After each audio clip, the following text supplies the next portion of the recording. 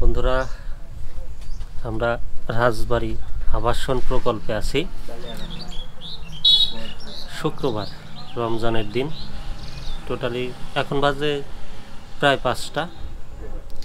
Totally আবাসন প্রকল্প ফাঁকা, হয়তোবা রমজান উপলক্ষে।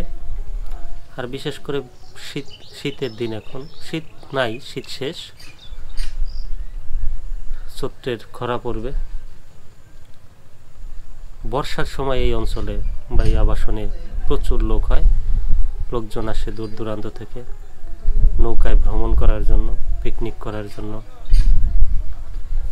আবাসন প্রকল্পটা একটু ঘুরে দেখাই আপনাদেরকে। এ পাশে একটা পাখি দেখা যাচ্ছে, এক পা নাই, শালিক পাখি। পাখিটা আপনাদেরকে একটু দেখাই, দেখা যাচ্ছে কিনা। এক পাও নিয়ে সে লড়াই করে যাচ্ছে, জীবন সংগ্রাম চালিয়ে যাচ্ছে। আর মাঠে এখন পেঁয়াজের আবাদ চলছে। আর কিছুদিন পরে পাট হবে, পেঁয়াজ শেষে পাটের পরে পানি। ধান চাষ এই অঞ্চলে কম হয়, কারণ ধান যখন চাষ করবে তখন পানি হয়। মোটামোট বলা যায় যে 2 সিজনাল ফসল হয় এই অঞ্চলে, পেঁয়াজ আর পাট। আজকে ঘুরে অনেক মজা লাগলো। গেছিলাম অনেক দূর, বালিয়াকাদি।